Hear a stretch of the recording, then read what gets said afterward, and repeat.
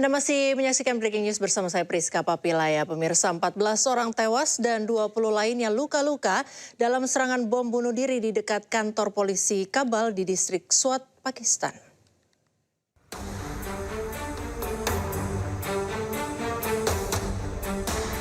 Ledakan hebat akibat serangan bom bunuh diri terjadi di luar kantor polisi Kabul di distrik Swat, Provinsi Khyber Pakhtunkhwa, Pakistan pada hari Minggu. Petugas keamanan langsung memasang garis polisi di sekitar lokasi kejadian. Selain mengevakuasi para korban, polisi juga membawa satu jenazah ke rumah sakit yang diduga kuat merupakan tubuh pelaku bom bunuh diri. Naas akibat serangan bom bunuh diri ini, 14 orang tewas dan puluhan lainnya luka-luka dilarikan ke rumah sakit Sheikh Khalifa bin Zayed Al Nahyan. इतला के मुताबिक 32 लोग जो अभी तक हॉस्पिटल में आए हैं, जिनमें से 7 लोगों की कंफर्म डेथ हुई है और 2 लोगों की हालत अभी सीरियस है। उनके ऑपरेशन अभी ओटी में चल रहे हैं और बाकी जो स्टेबल मरीज हैं उनको सर्जिकल वार्ड में शिफ्ट कर दिया है। Sebelumnya, pelaku diketahui mencoba memasuki kantor polisi tetapi dihadang petugas sebelum akhirnya meledakkan bahan peledak di gerbang utama.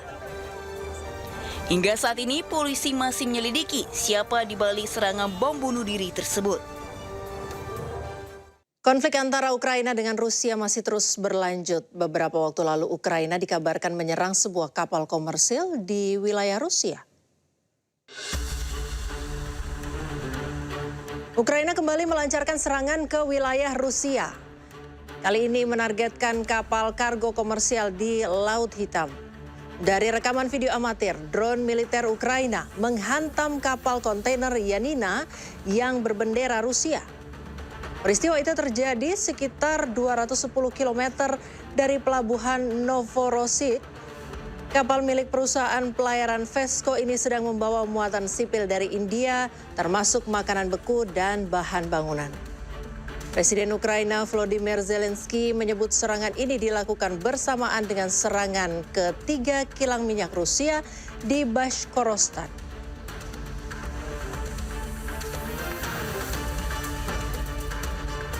Pemirsa, tentara Spanyol telah dikerahkan ke wilayah Ceuta untuk menahan gelombang puluhan ribu migran Maroko.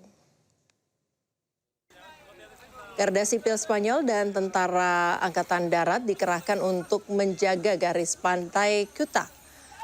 Para migran mengantre di perbatasan sementara yang lain dikawal untuk kembali ke Maroko. Presiden wilayah Ceuta Juan Jesus Vivas mengatakan sekitar 60.000 orang telah memasuki kota itu dalam waktu 24 jam. Vivas memerintahkan penambahan polisi dan tentara untuk menjaga perbatasan. Pemerintah Spanyol menyatakan 90 orang tewas saat menyeberangi perbatasan Maroko-Spanyol.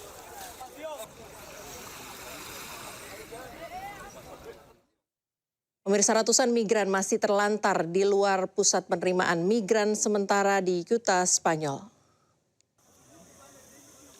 Fasilitas tersebut kesulitan mengatasi lonjakan kedatangan puluhan ribu migran dari Maroko. Para migran terpaksa beristirahat di pinggir jalan dan tidak cukup mendapatkan makanan. Beberapa migran juga mengklaim mereka dipukuli saat mencoba masuk ke toko makanan. Meski dalam kondisi yang sulit, para migran berharap dapat membangun masa depan yang lebih baik. Sementara itu lebih dari 60.000 migran sudah dipulangkan kembali ke Maroko.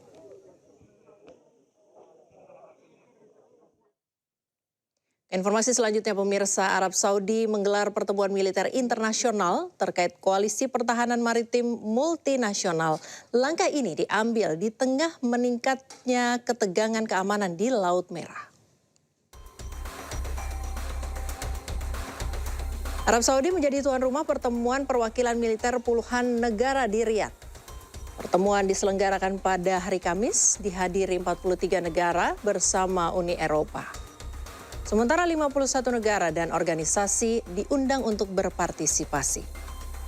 Koalisi ini bertujuan untuk melindungi kawasan Selat Bab al-Mandab, Laut Merah, dan Teluk Aden. Inisiatif ini muncul di tengah meningkatnya ketegangan antara Arab Saudi dan kelompok Houthi di Yaman.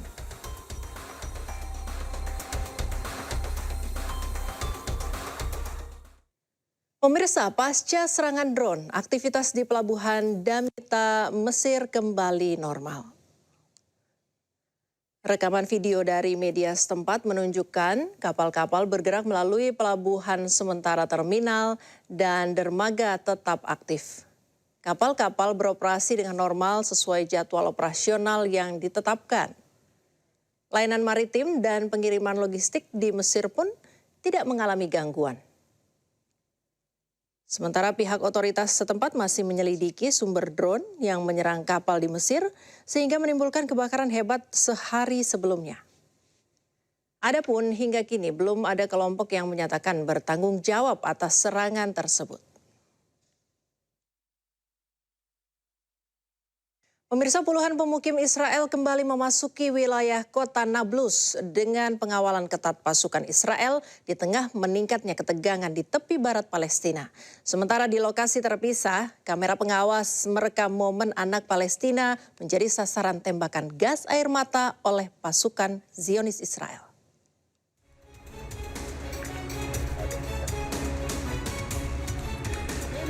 Ketegangan kembali terjadi di wilayah tepi barat Palestina. Para pemukim Israel dilaporkan berbondong-bondong memasuki desa Tal, barat daya kota Nablus dengan pengawalan ketat pasukan Israel. Rekaman menunjukkan rombongan pemukim bergerak memasuki kawasan permukiman warga Palestina di bawah perlindungan personel militer Israel. Kehadiran para pemukim memicu kekhawatiran warga, menyusul meningkatnya insiden kekerasan yang melibatkan pemukim Israel di sejumlah wilayah tepi barat dalam beberapa waktu terakhir. Sementara itu di lokasi terpisah, kamera pengawas merekam momen ketika anak-anak Palestina yang sedang berada di depan rumah mereka di kota Beit Furik, timur Nablus menjadi sasaran tembakan gas air mata. Kepulan asap langsung memenuhi area sekitar rumah warga dan memicu kepanikan. منذ الصباح هناك عشرات من المستعمرين قاموا باقتحام محيط البلدي برفقة قوات الاحتلال اللي مركباتهم جابت كل شوارع البلد. وانطلقوا من شارع الالتفافي المسمى شارع يتسار، مكان الحادث اللي حدث الأسبوع الماضي وراح ضحيته 4 شباب من بلدة تل أو من قرية تل المجاورة. ثم عملية الاقتحام توالت تحت مسمى مسار مشي إلى محيط القرية، إلى حي العامرية وحي المهندسين في مدينة اللي بفصلنا بيننا وبين مدينة نابلس. تعرضها يعني وخلالها كان في هناك شعارات عنصرية تطلق بين الفينة والأخرى وتدمير لبعض الممتلكات ولبعض المنازل قيد الإنشاء في محيط البلد. وكان في محاولة لاستفزاز المواطنين لجرهم ربع الاشتباك بحماية قوات جيش الاحتلال. ومن ثم أهل البلد كما ترى بانتظار يعني ما سيحدث خلال الساعات القادمة، ما بعد الدعوة اللي أطلقوها للقيام بحفل خاص لهم بالنسبة للقتلى اللي كانوا عندهم الأسبوع الماضي. Rangkaian peristiwa ini kembali menambah panjang daftar ketegangan yang terus terjadi di wilayah tepi barat di tengah konflik yang belum menunjukkan tanda-tanda mereda. Penjajah Israel kembali membombardir Gaza, Palestina. Kali ini serangan udara Zionis meluluh lantakkan sebuah masjid di kawasan Yarmouk, kota Gaza. Rudal penjajah Israel menghancurkan sebuah masjid di kawasan Yarmouk, kota Gaza. Serangan udara Zionis juga meratakan kawasan permukiman di Deir al-Balah. Akibat genosida Israel ini, 1 orang syahid, beberapa orang lainnya terluka. Pemerintah apartheid Israel juga menggeser garis kuning dan memerintahkan warga Gaza untuk keluar dari rumahnya. Warga Gaza yang trauma mengatakan tidak pernah terjadi gencatan senjata. Kini mereka juga tidak memiliki tempat aman untuk berlindung.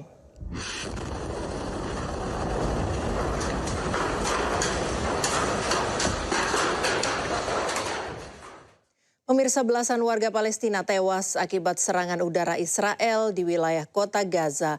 Mirisnya, sebagian besar korban merupakan anak-anak.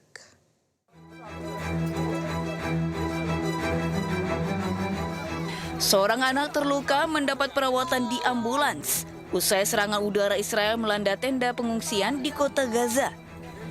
Para korban tewas maupun luka-luka langsung dilarikan ke kompleks medis Al-Shifa.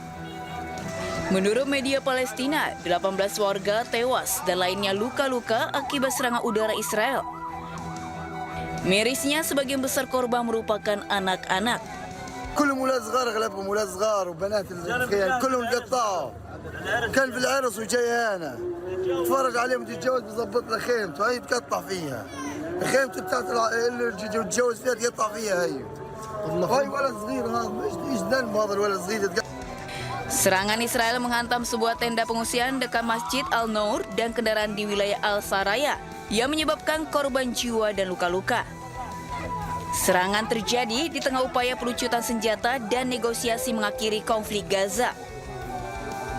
Menurut Kementerian Kesehatan Gaza, perang ini telah menewaskan lebih dari 73.000 warga Palestina dan melukai ratusan ribu lainnya.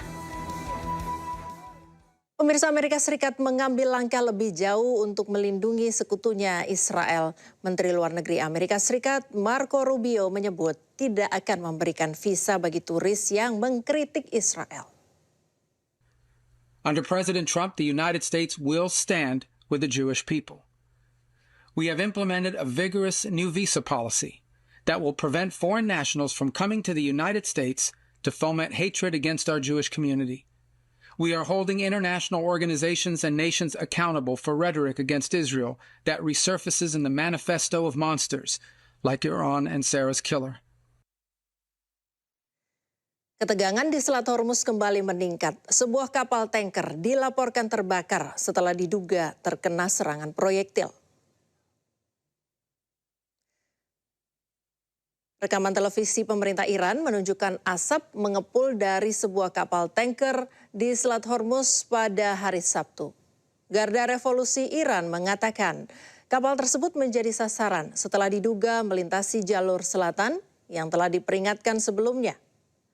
Perusahaan pelayaran Yunani Dynacom Tankers menyatakan bahwa kapal Kavomales terkena 2 proyektil pada 20 Juli yang memicu kebakaran di ruang mesin dan memaksa seluruh awak meninggalkan kapal.